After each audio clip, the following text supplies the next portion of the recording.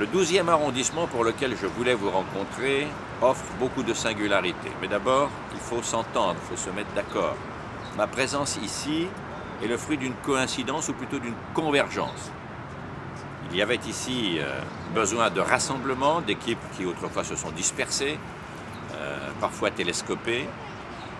Et ces équipes, aujourd'hui, mon rôle a été de commencer et naturellement de poursuivre le rassemblement de ces bonnes volontés. Bien sûr, je suis soutenu par l'UMP, qui m'a apporté spontanément son soutien, mais aussi par des personnes du centre, hommes et femmes, et même du centre-gauche et de gauche, comme vous le verrez en consultant dans quelques temps la totalité des listes. Pourquoi? Parce que je pense que s'agissant de l'intérêt général, du bien général, je ne vois rien qui excuse ou qui autorise les luttes de clans. Cet arrondissement a besoin d'union, de rassemblement de bonne volonté. Objectivement, je choisirai les meilleurs de cet arrondissement pour conduire son nouveau développement, son rebond, son expansion, dont je vous dirai un mot tout à l'heure. La deuxième chose que je voudrais vous dire, c'est que je suis un homme de projet. Toute ma vie, j'ai conduit des entreprises, j'ai essayé de faire aboutir des réformes, j'ai essayé de trouver les gens qui inventaient de nouvelles solutions.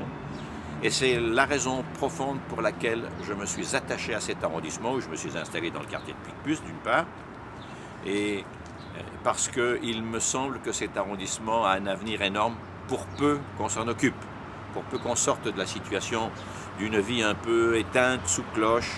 Où sont les grands projets? Où est d'ailleurs, pour cet arrondissement, le remerciement légitime qu'il aurait pu recevoir du fait d'avoir apporté à l'équipe municipale sortante, il y a maintenant 7 ans, la victoire? C'est un peu comme si, au contraire, l'arrondissement en avait été puni. Bien sûr, on me dira qu'on a construit quelques crèches. C'est vrai, je le reconnais, je ne suis pas un homme suffisamment méchamment partisan pour le nier. Et je ne m'entourerai d'ailleurs pas de gens suffisamment partisans pour faire des querelles politiques. Mais en fait, l'avenir de cet arrondissement, c'est pour moi l'essentiel et c'est pour vous, bien évidemment, l'essentiel. Alors, de quel avenir s'agit-il? Dans beaucoup de domaines, il faut redémarrer le développement de cet arrondissement, qui offre des singularités formidables, qui a un vrai potentiel. Regardez par exemple comment il est bordé.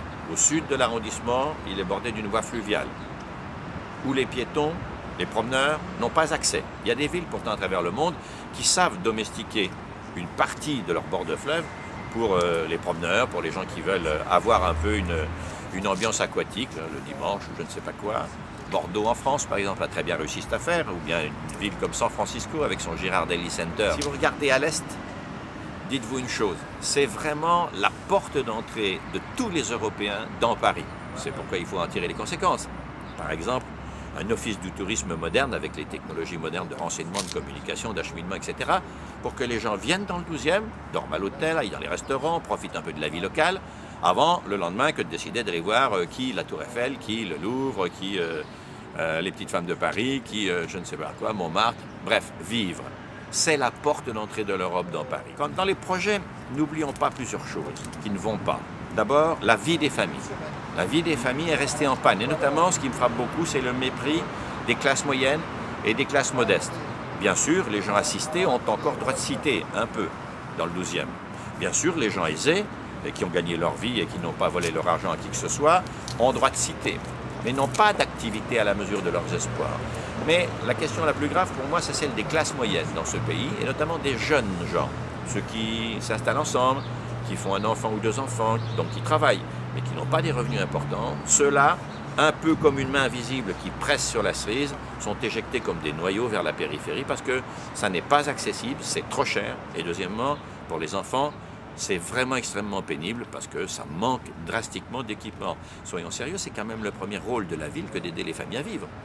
Après, le reste, c'est de surcroît. Je voudrais dire aussi qu'une autre chose me frappe.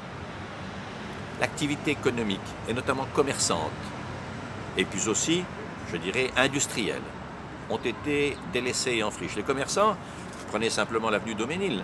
Vous ne pouvez pas aller voir des commerçants sans qu'ils vous disent qu'il y a 3 mois le voisin a fermé, qu'il y a 6 mois un autre, et que maintenant des banques où finalement c'est une rue sans vie. Le soir, la nuit, les jeunes gens ne savent pas quoi faire. C'est pas dans le 12e que ça se passe. Ils y dorment, mais ils vont s'amuser ailleurs. Et puis, d'autre part, même ceux qui n'ont pas le goût d'aller en discothèque, l'activité culturelle de cet arrondissement, où est-elle?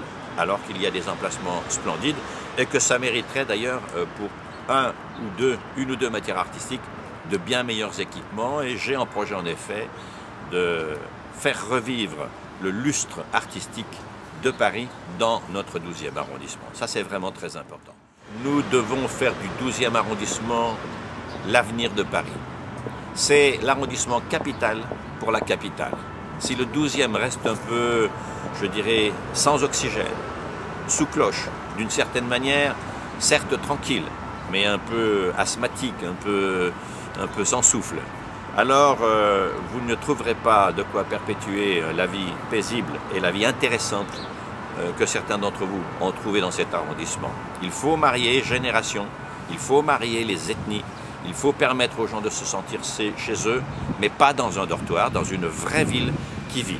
Et puis l'avenir de Paris, dans les années qui vont venir, c'est ici que ça va se dessiner. Notamment, nous avons un projet de faire quelque chose de très important, de concourir à de grandes démonstrations internationales, genre exposition universelle, pour amener de l'activité et pour amener un champ de curiosité qui vous remplira l'esprit et le cœur de bonheur et de fierté d'être chez vous, de ce qui se passe chez vous.